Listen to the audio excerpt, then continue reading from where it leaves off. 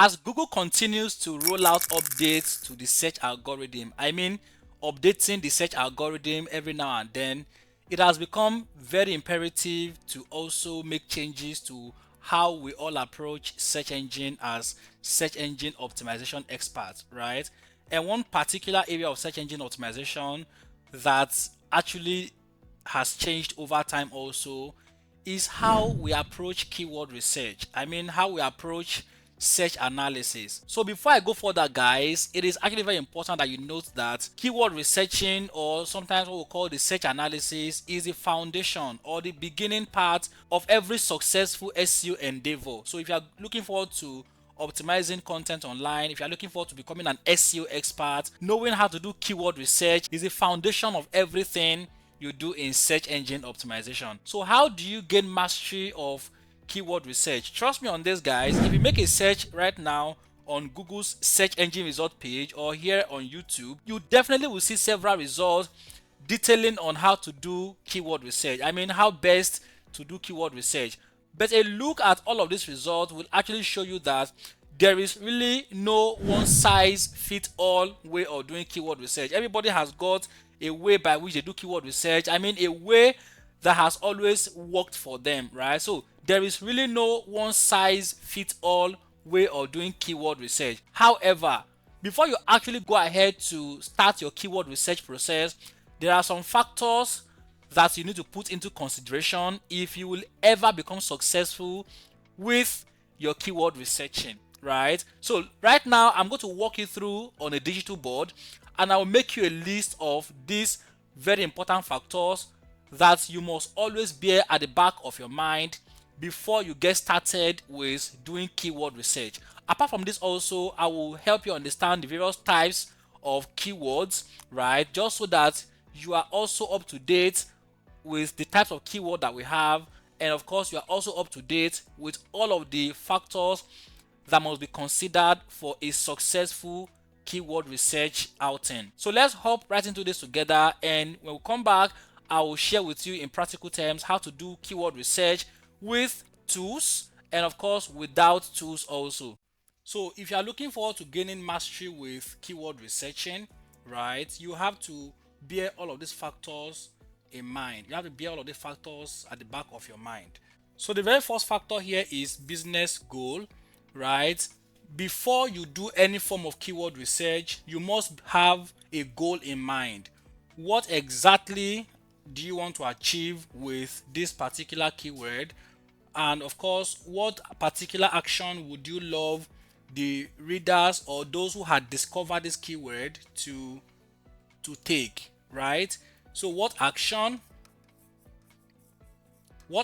are you looking forward to getting them to take as soon as they discover your content through the search for this particular keyword? So an action may be a lead action, right? Like filling of forms.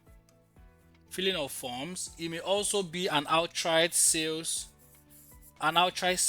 action, right? So you must have a goal in mind before you actually delve into doing keyword research, right? So business goal is the very first factor you bear in mind before you do keyword research, and you must understand how to set meaningful business goals before you actually get to learn keyword researching. So the second factor you must bear at the back of your mind is target audience. Who are your target audiences, right? You must have some target audiences at the back of your mind before you can actually get to start doing keyword research. So there are some keywords that actually target elderly people, there are some keywords that target younger people, there are some keywords that target a combination of adults and young people, right? So you must understand your target audiences. So search intent. What kind of content are these people actually looking forward to reading? What particular website are they looking forward to getting into? So you must understand the search intent. What is the intention behind their search for this keyword? Do they want to consume only information? Do they want to buy a particular product? Do they want to make business contacts and all of that? You have to understand the intent behind the keyword, right? So competitor analysis also. What are your competitors doing? How are your competitors using this particular search term? What are they doing differently? So in the course of doing keyword research, you have to look also into what your competitors are doing, and of course I'll be showing you how you can check for all of that also in the next slide. Current site performance. If your site is new, the optimization will definitely be different from the guy who has been in business for a long time, right? So your site is a new website, the sort of keyword you do will definitely be different from the guy who had been in existence for a long time, maybe for like 5 years or like 6 years, like 10 years, and the rest of them. So your current site performance also will determine what kind of keyword you are going to be using for your optimization. So keyword difficulty. So there are some tools also that helps you to check how difficult a keyword is, right? And of course I'll be showing that to you. So keyword difficulty simply means how difficult or how easily it is to rank for this particular keyword, having put several things into consideration, right? So there are some tools also I'll be exposing you to that helps you to check keyword difficulty. Search volume also is important. How many persons are actively looking for this keyword or searching for this keyword every month or maybe every year, right? You have to understand that also. So business relevance. How relevant is this particular keyword to your business, right? If you're into health, is this keyword also related to health or that particular area of health they are trying to target people for? So business relevance also is a factor that you must put into consideration in the course of wanting to do your keyword research or learn to do keyword research. So content or website structure.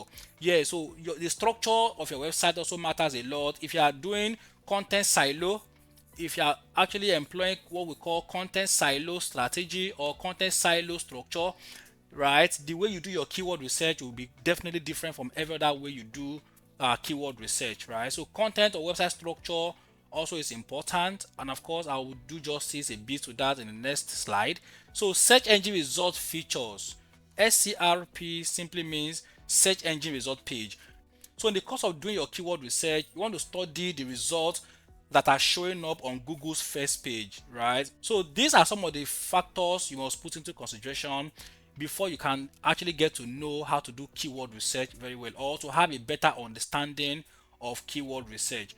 So I'll walk you through right now on the types of keyword. So we have the short tail keyword. We have the long tail keyword. We have the informational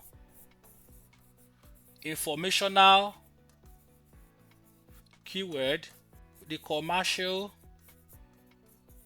or transactional keywords, navigational keywords.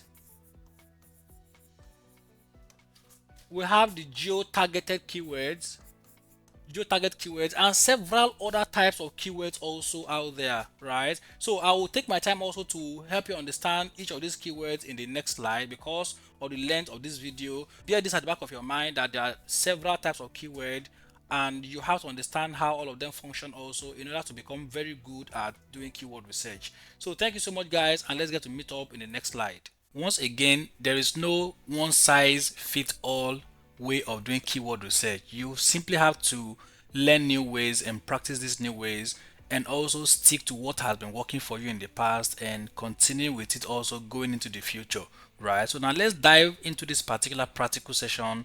Let me show you my own personal way of doing keyword research. I've learned that over the years, I've practiced that, and I've also taught that to some of my friends and students, right? And they have also used it and they have seen results. As a matter of fact, a student of mine here in just about 3 months got about 4,400 plus organic clicks and 116,000 impression with this method I'm about teaching you, and a CTR of about 3.8% and 18.1 average position. Now these numbers are good for 3 months with this same approach I'm about teaching you right now.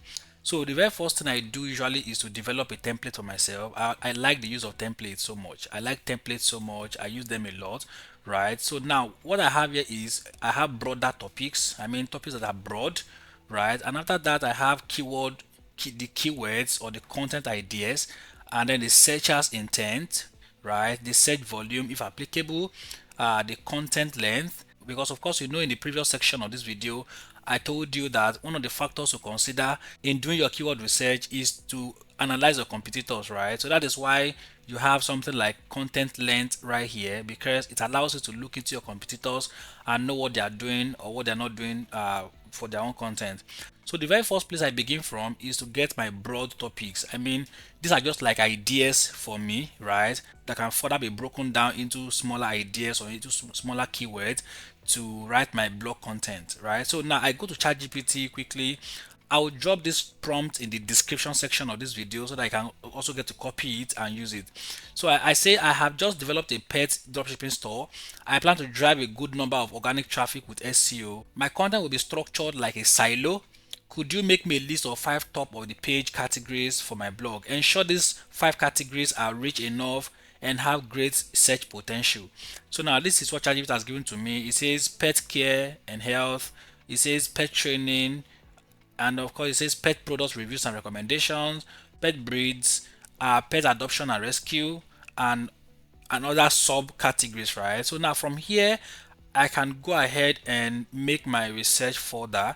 Right now it has given me very fine and good looking top of the page categories, so I will simply go through all of this and select the ones I'm very comfortable with, right? So let's say for instance I like the very first one, pet health and pet care and health, right? And under here we have grooming and hygiene. So let's say for instance I'm selecting this one right here, this grooming and hygiene, right? Let me copy this for instance, and let's come to SEMrush. So SEMrush is a keyword research tool and it is free for about 7 days, right? I think about 7 days or so. So let's paste this right here, grooming and hygiene. Let's say pet grooming and hygiene, and my target location is United States, right? So let me search for this quickly, and then let's see. So it says this is not applicable. Let me go back right here, common pet health issues, because I want to see a keyword that has a bit of search volume to give me an assurance that this is a bit good. So it says in the United States about 20 and global about 70. All right, so this may not be accurate because it may have more than this, obviously. So let's say pet fitness and exercise routines, right? Or let's say puppy training basics. Let me copy this, puppy training basics, and let me paste this right here, right? So search this. Yeah, so this has about 90 search volume and about 900 global search volume, and the keyword difficulty is about 63.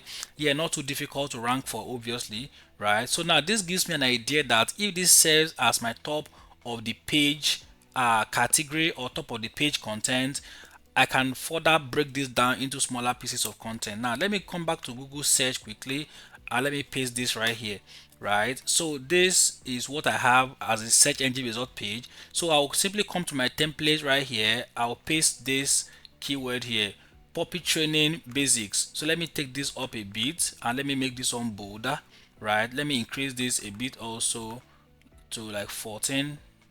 Yeah, 14 is good, right? So now I'll change the color to, let's say, yellow right here because of beauty, right? So puppy training basics is my broad topic, as you can see me do. So I'll simply come back to the search result. So this is what I have on the search engine result page.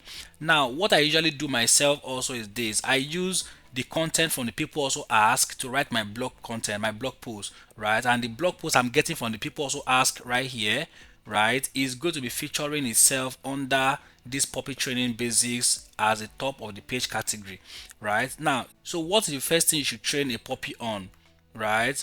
What are the 5 commands of puppy training, and what is the first skill to teach a puppy? This one looks almost the same like the first one. At what age can you start training a puppy? How to discipline a puppy? You should also look into your business objective. So in my previous slide, I mentioned some of the factors to consider before doing your keyword research. And one of the factors I mentioned was business objective, right? So for every keyword you do, you must factor in your business objective. What are you looking forward to gaining? What are you looking forward to achieving with this particular keyword? So that is why also you must look into this place and any of the keywords that fall under this puppy training basics, and it is also in line with your business objective, you should go for it, right? So for instance, my business objective for this particular website most likely will be to sell puppy accessories. So one of my objective obviously is to sell puppy accessories.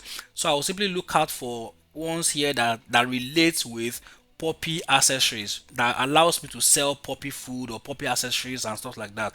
Now this one says what foods are toxic to dogs. So this looks okay to me, so I'll simply copy this, right, head back to my template right here, and then paste this right here. So let me merge this together. So I'll simply paste this right here. So what foods are toxic to dogs? This is one. So I'll come back right here once again and check for that ones that are also in line with my business goals. Is milk good for dogs? Okay, so this looks to me like it will allow me to sell milk related products, right, at the end of the day. So I will simply come back right here once again and merge and center this right here, paste this also here. So now what is the searcher's intent right here? I'll simply merge and center this also. So I'll simply copy this once again, head back to ChatGPT and paste this here. So here is one of my researched keywords. Paste this here, right? So I'll simply ask this question, what is the searcher's intent? So I'll tap on enter. Let's see what the searcher's intent is. It says the searcher's intent for this keyword, what food are toxic for dog, is informational, right? So the person is simply looking for an informational kind of content. So that simply means that content must be detailed enough to help the person makes a buying decision, right? Your content must be long enough to help the searcher make an informed decision to either buy or not to buy your product. I mean the food that you're recommending in the course of writing the content, right? So once again also I'll copy this particular keyword. I'll head back to Google.